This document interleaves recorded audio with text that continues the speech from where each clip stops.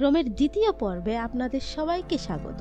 প্রথম পর্বে আপনারা দেখেছেন একটি ছোট্ট গ্রাম থেকে রোম কিভাবে একটি সাম্রাজ্যে পরিণত হলো। এ পর্বে আরো বিস্তারিত আলোচনা করা হলো। জুলিয়াস সিজার ক্ষমতায় বসেই প্রজাতন্ত্র ত্যাগ করে সিনেটরদের দিয়ে নিজেকে স্বৈরশাসক বলে ঘোষণা দেন। জনগণের মধ্যে তার জনপ্রিয়তা ছিল ব্যাপক, আর তাছাড়া রোমের জন্য শক্তিশালী এবং স্থিতিশীল একটা সরকার গঠনে তার প্রচেষ্টা রোমের সমৃদ্ধি বিকাশের অন্যতম কার্যকরী একটি পন্থা ছিল। রোমের জন্য অনেক কিছু করা সত্ত্বেও তিনি ছিলেন আদতে একজন স্বৈরশাসক। খ্রিস্টপূর্ব ৪৪ সালে সিনেট কর্তৃক এক আত্মায়ীর হাতে খুন হন তিনি। সিজারকে হত্যার পেছনে অন্যতম প্রধান কারণ ছিল জুলিয়াস সিজার দিনকে দিন বেশ শক্তিশালী হয়ে উঠছিল, আর নগরে এমন একটা গুঞ্জন ছিল যে তিনি হয়তো সিনেট বিলুপ্ত করে দিতে পারেন। এই ভয়ে সিনেটের ষড়যন্ত্রেই তাকে হত্যা করা হয়েছিল। সিজারের মৃত্যুর পর তার ডান হাত এবং চাচাতো ভাই মার্কাস অ্যান্টোনিয়াস সিজারের উত্তরাধিকারী, ভাগ্নে গাইউস অক্টাভিয়াস সুরিনাস এবং সিজারের বন্ধু মার্কাস অ্যামেনিয়াস লেপিডাস সম্মিলিতভাবে খ্রিস্টপূর্ব ৪২ সালে ফিলিপ্পির যুদ্ধে ব্লুটুস ও ক্যাসিয়াসকে পরাজিত করে। তিনজন মিলে দ্বিতীয় ট্রায়াম্ভার্ট গঠন করে এবং প্রথমটির মতো তারা সবাই উচ্চাভিলাষী ছিলেন।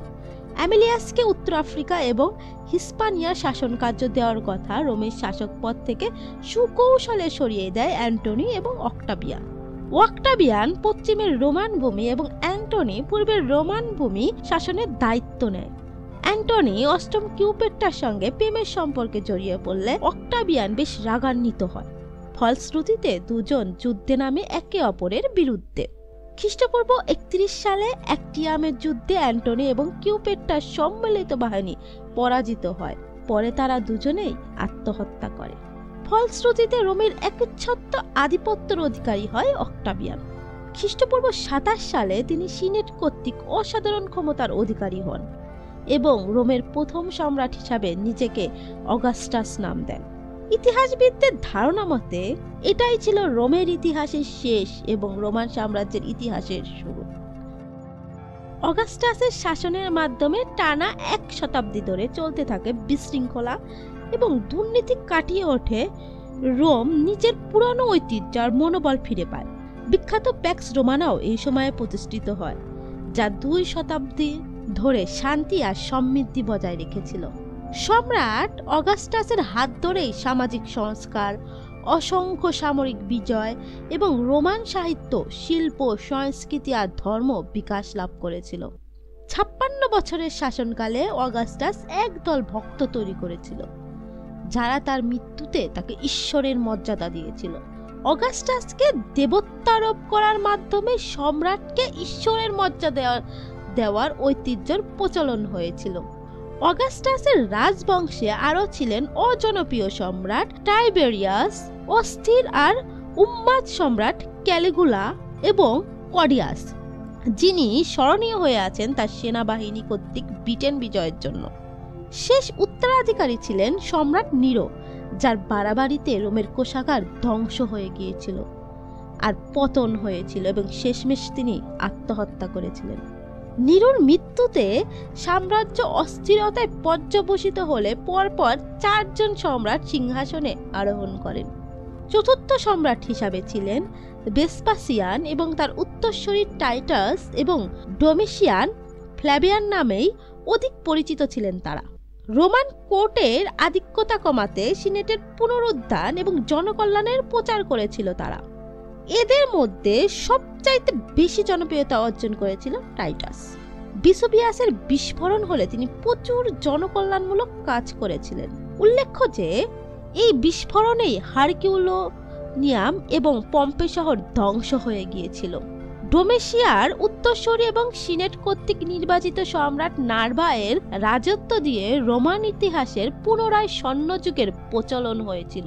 এই সময়ে ৪ সম্রাট ট্রাজান, হ্যাডিয়ান, আন্তোনাওয়াস পাস এবং মার্কেস অরেলিয়াস সুষ্ঠু আর সুন্দরভাবে সিংহাসন গ্রহণ করেছিলেন। সম্রাট ট্রাজান ডাচিয়া এবং পার্থিয়ার রাজ্যগুলো জয় করে ইতিহাসে সর্বাধিক পরিমাণ রোমের সীমানা বৃদ্ধি করেছিলেন। তার উত্তরসূরি হ্যাডিয়ান সাম্রাজ্য সীমান্তকে শক্তিশালী করেছিলেন। এছাড়াও অভ্যন্তরীণ স্থিতিশীলতা প্রতিষ্ঠা এবং প্রশাসনিক সংস্কারে ব্যাপক কাজ করেছিলেন। অ্যান্তোনাস পাসের অধীনে রোমের শান্তি আর সমৃদ্ধি অব্যাহতই ছিল, কিন্তু মার্কাস অরেলিয়াসের সময়কালে প্রচুর দ্বন্দ্ব আর বিরোধের সৃষ্টি হয়েছিল। এগুলোর মধ্যে আর্মেনিয়ার পার্থিয়ার বিরুদ্ধে যুদ্ধ এবং উত্তর দিকের জার্মানিক উপজাতির উপর আক্রমণও অন্তর্ভুক্ত ছিল। মার্কাস অসুস্থ ছিলেন এবং ভিন্ডবনায় যুদ্ধক্ষেত্রের কাছে মারা যান। অবংশগত উত্তরসূরির কথা ভেঙে তিনি তার 19 বছরের ছেলে কমোডাসকে তার উত্তরসূরি বলে ঘোষণা করেন। কমোডাস মসনদে বসে রোমের স্বর্ণযুগের অবসান ঘটিয়েছিলেন। মুন্তিতের হাতে তিনি নিহত হলে পুনরায় গৃহযুদ্ধের সূচনা হয় রোমে।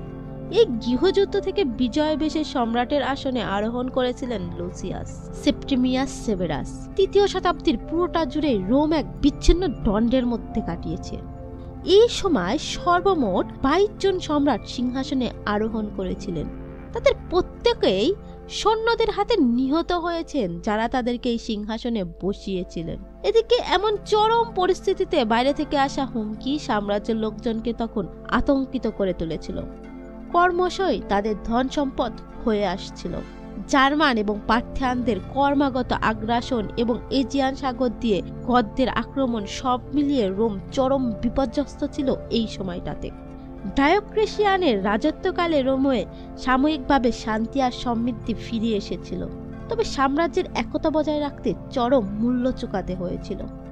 ডায়োক্লেশিয়ান তার ক্ষমতা তথাকথিত টেটারাক্কি নিয়মে বিভক্ত করেছিল, ফলে তার উপাধি অগাস্টাস ম্যাক্সিমিয়ানের সঙ্গে ভাগ করে নিয়েছিল। ডায়োক্লেশিয়ান এবং ম্যাক্সিমিয়ানের সহকারী এবং উত্তরাধিকারী হিসাবে 2 জন জেনারেলকে বাছাই করা হয়েছিল, গ্যালারিয়াস এবং কনস্ট্যান্টিনিয়াস। ডায়োক্লেশিয়ান এবং গ্যালারিয়াস পূর্ব রোমান সাম্রাজ্যের শাসনকার্য সামলাত এবং পশ্চিম দিকের ক্ষমতা দখল করেছিলেন ম্যাক্সিমিয়ান এবং কনস্ট্যান্টিনিয়াস। এদের রাজত্বকালে তেমন কোনো সমস্যা হয়নি, কিন্তু ডায়োক্লেশিয়ান এবং ম্যাক্সিমিয়ান অবসরে নিলে পুনরায় দ্বন্দ্ব আর বিবাদের সৃষ্টি হয়। 324 খ্রিস্টাব্দে কনস্ট্যান্টিন পূর্ব মিলিত রোমের একমাত্র সম্রাটের অধিকারী হয়ে আবির্ভূত হন। ক্ষমতায় বসেই রোমানরা সাম্রাজ্যের রাজধানী বাইজেন্টিয়ামে স্থানান্তরিত করেন এবং প্রথম অবস্থায় নাম দেন নতুন রোম শিরোনামে। পরবর্তীতে তার নাম অনুসারে শহরের নাম হয় কনস্ট্যান্টিনোপল। অতবার 325 খ্রিস্টাব্দে নাউসিয়ার কাউন্সিলে তিনি খ্রিস্ট ধর্মকে রোমান সাম্রাজ্যের সরকারি ধর্ম বলে ঘোষণা করেন। রোমান সাম্রাজ্যের একতা কেবল একটা মায়াজাল ছিল, কেননা কনস্ট্যান্টিনের মৃত্যু 30 বছর পরেই রোমান সাম্রাজ্য পুনরায় পূর্ব আর পশ্চিমে ভাগ হয়ে যায়। পূর্ব রোমান সাম্রাজ্যই পরবর্তীকালে বাইজেন্টাইন সাম্রাজ্য বলে অভিহিত হয়। কেবলমাত্র কনস্ট্যান্টিনোপল জন্যই এই সাম্রাজ্য আগত কয়েক শতাব্দী ধরে শক্তিশালী এক অবস্থানে ছিল। তবে পশ্চিমের রোমান সাম্রাজ্যের গল্পটা পুরোপুরি ভিন্ন। অভ্যন্তরীণ দ্বন্দ্ব এবং বিনাশের হুমকিতে জর্জরিত হয়ে এই সাম্রাজ্য ক্রমশই ধ্বংস হয়ে যাচ্ছিল। কনস্ট্যান্টিনোপল বাইজেন্টাইন সাম্রাজ্যের রাজধানী হবার পর থেকেই মূলত রোমের শক্তি ধীরে ধীরে কমে আসে। প্রকৃতপক্ষে এরপর থেকে আর কোনো সম্রাটই রোমকে স্থায়ী রাজধানী হিসাবে পরিণত করেননি। ধীরে ধীরে তাই রোমের শক্তিও কমে আসতে শুরু করে। নিজেদের গড়া এই সুবিশাল সাম্রাজ্য ধীরে ধীরে হারাতে থাকে তারা। 410-এ সমগ্র ব্রিটেন, 430-এ স্পেন আর আফ্রিকার প্রদেশের কৃতিত্ব হারায় রোমানরা। 450-এর দিকে আটালিয়াদা হান নিজের বাহিনী নিয়ে গল আর ইতালি আক্রমণ করে, যা রোম সাম্রাজ্যের ভিত্তিকে কাঁপিয়ে দেয়। 476-এ জার্মানির এক যুবরাজ রোমান সেনাবাহিনীর পূর্ণ নিয়ন্ত্রণ নিয়ে নেয়। রোমান সাম্রাজ্যের পুরোপুরি পতন ঘটে। এরপর রোমের চারপাশ ঘিরে পাপাসি সাম্রাজ্যের বিস্তার ঘটে এবং খ্রিস্টান ধর্মের পুনর্নির্মাণের সূচনা হয়। 6ষ্ঠ শতাব্দীতে গ্রেগরি দ্য গ্রেট দ্বারা পাপাসির সূচনা হয়। নতুন করে খ্রিস্ট ধর্মের সূচনা হলে রোম আবারও পোপ এবং তীর্থযাত্রীদের কাছে গুরুত্বপূর্ণ হয়ে উঠতে শুরু করে। পোপদের সম্পদ বাড়া মাত্রই রোমকে কেন্দ্র করে এর চারিপাশ জুড়ে পোপেরা প্রচুর স্থাপত্য সম্পত্তি গড়তে থাকে, যা পরবর্তীতে পাপাল স্টেট বলে অভিহিত হয়েছে। 13শ শতকে রোম থেকে পাপাসি সরিয়ে নেওয়া হয় ফ্রান্সের অ্যাভিননে। যদিও রোম আবারও পোপেদের কৃতিত্ব চলে যায় 2 শতক পরেই। রোম তখন ইউরোপিয়ান রেনেসাঁর দ্বার প্রান্তে। 1700 শতকের দিকে ইউরোপিয়ান সংস্কৃতির কেন্দ্র রোমের পরিবর্তে সরে যায় ফ্রান্সে। নেপোলিয়নের পর রোম আরো একবার ফ্রান্সের সেনাবাহিনীর কাছ থেকে উদ্ধার করার পর ইতালিয়ান সরকার এই শহরকে দেশের রাজধানী ঘোষণা করে। যদিও শুরু থেকে ব্যবসা বাণিজ্যের জন্যই রোম শহরটার সমৃদ্ধি ও পরিচিতি হয়েছিল, তবে পরবর্তীতে যুদ্ধবিগ্রহের জন্য প্রাচীন যুগে সেরা এক শক্তিকে পরিণত হয়েছিল রোমানরা। উত্তর আফ্রিকার শহর ক্যাথেসের সঙ্গে যুদ্ধ রোমের শক্তিকে দারুণভাবে সুসংহত করেছিল এবং প্রভাব ও প্রতিপত্তি বিকাশে সাহায্য করেছিল। পরে আরো দুটি পিউনিক যুদ্ধে রোম বিজয়ী হয়। সিসিলি, ভূমধ্যসাগর এবং স্পেনের বেশিরভাগ নিয়ন্ত্রণ চলে আসে রোমের অধীনে। পশ্চিম ভূমধ্যসাগরের বাণিজ্য নিয়ে প্রতিদ্বন্দ্বী ছিল রোম আর কার্থেজ শহর। কার্থেজ রোমের কাছে পরাজিত হলে সমগ্র এলাকার আধিপত্য এককভাবে পেয়ে যায় রোম শহর। তবে সমুদ্রে নিজেদের আধিপত্য বিস্তার করতে পারেনি রোমানরা, একমাত্র জলদস্যুদের জন্য। তৃতীয় পিউনিক যুদ্ধে রোম কার্থেজ শহরকে দখল করে পরিপূর্ণভাবে ধ্বংস করে ফেলে এবং বেঁচে থাকা বাসিন্দাদের দাসে পরিণত করে। আর উত্তর আফ্রিকার এই অংশটিকে নিজেদের একটি প্রদেশ হিসাবে ঘোষণা করে রোম। একই সময়ে রোমের প্রভাব পূর্ব দিকেও ছড়িয়ে পড়েছিল। ম্যাসেডোনিয়ার যুদ্ধে ম্যাসেডোনিয়ার রাজা পঞ্চম ফিলিপসকে পরাজিত করে রোম বাহিনী এবং ম্যাসেডোনিয়াকে আরেকটি প্রদেশ বানানো হয়। প্রজাতন্ত্রী রোম যখন প্রভাব আর প্রতিপত্তিতে সমৃদ্ধ হচ্ছে, তখনই শহরটা ভরে ওঠে দুর্নীতি, লোভ এবং বিদেশি দাসজমের উপর অত্যাধিক নির্ভরতায়। বেশিরভাগ বেকার রোমানরাই ছন্ন ছাড়ার মতো ঘোরাঘুরি শুরু করে।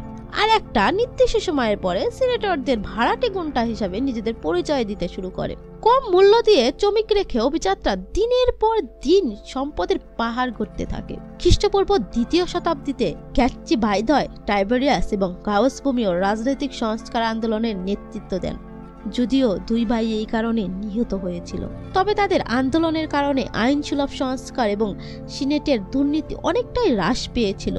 প্রথম ট্রায়াম্ভার্টের সময়কালের মধ্যে রোম শহর এবং এর প্রজাতন্ত্র ব্যবস্থা দুই বেশ সমৃদ্ধি হয়েছিল। রোমের সামরিক পূজাগুলো এই সাংস্কৃতিক বিকাশে ব্যাপকভাবে প্রভাব বিস্তার করেছিল। তাছাড়া গ্রিকদের উন্নত সংস্কৃতির সংস্পর্শে এসে রোমানরাও বেশ উপকৃত হয়েছিল। গ্রিক ক্লাসিক লাতিন ভাষায় অনুবাদ সহ রোমান সাহিত্যের প্রথম প্রমাণ পাওয়া যায় খ্রিস্টপূর্বাব্দ 240-এর দিকে। রোমানরা গ্রিকদের দর্শন, ধর্ম এবং শিল্প সংস্কৃতি সহ অনেক কিছুই ধার করেছিল। আধুনিক বিশ্বে রোমান স্থাপত্যবিদ্যা এবং প্রকৌশল বিদ্যা ব্যাপক প্রভাব বিস্তার করেছে তার বলার অপেক্ষা রাখে না। 312 খ্রিস্টপূর্বাব্দে রোমান জলপ্রণালী স্থাপন করা হয়, যা শহরে জল সরবরাহ, পানির চাহিদা এবং স্বাস্থ্যবিধি উন্নত করতে সক্ষম হয়েছিল। এমনকি কিছু জলপ্রণালী তৈরির উৎস হতে 60 মাইল অব্দি বিস্তৃত ছিল। রোমান ট্রেভি ঝর্ণাটা এখনো আছে, তবে সেটা আধুনিক সংস্করণে। কলোসিয়াম এবং রোমান ফোরামের মতো প্রাচীন ভবনগুলো এখনো টিকে আছে কেবল রোমানদের সিমেন্ট এবং কংক্রিটের কারণে। রোমানদের খিলান এবং বৃত্তাংশের কারণেই ইমারতের ত্বরণ এবং ব্রিজ নির্মাণের চল আগে থেকেই আছে। পুরো স্থাপত্য জুড়ে সমানভাবে ওজন বিতরণের পদ্ধতিটাও রোমানদের মাধ্যমে এসেছে। প্রাচীন বিশ্বের সড়কগুলোর মধ্যে রোমানদের সড়কগুলো ছিল সবচাইতে বেশি দৃঢ়, মজবুত আর স্থায়ী। রোমানদের নির্মিত সেই সব সড়কের অনেকগুলো এখনো ব্যবহৃত হয়ে আসছে। রোম, তিবের নদীর কোল ঘেঁষা সেই ছোট্ট একটা গ্রাম। কেউ ঘূর্ণাক্ষরেও ভাবতে পারেনি এই ছোট্ট গ্রামটাই একদিন একটা সাম্রাজ্য গড়ে তুলবে। সেই সাম্রাজ্য যেটা বিশ্ব ইতিহাসের অন্যতম গুরুত্বপূর্ণ এক সাম্রাজ্য হিসাবে নিজেদের জায়গা করে নিয়েছে। এই সাম্রাজ্যই টানা 4 শতাব্দী পৃথিবীর উপর রাজত্ব করেছে। একটা সময় পরে সেই সাম্রাজ্যের পতন হয়েছে। দিন, মাস, বছর, এমনকি শতাব্দী বদলে গেছে। বিশ্ব আরো আধুনিক হয়েছে। সেই ছোট্ট গ্রাম্য শহরটা এখন ইতালির রাজধানী হিসাবে খ্যাত। আধুনিক এক শহরের খেতাব নিয়ে চলছে রোম, কিন্তু রোম যেন ক্ষণে ক্ষণে মনে করিয়ে দেয় তার অতীত ইতিহাস। সেজন্যই বলা হয় রোম একদিনে গড়ে ওঠেনি। এতক্ষণ আমাদের সাথে থাকার জন্য আপনাদের অসংখ্য ধন্যবাদ। এরকম আরো ইতিহাস ভিত্তিক ভিডিও পেতে অবশ্যই আমাদের সাথেই থাকুন। আল্লাহ হাফেজ।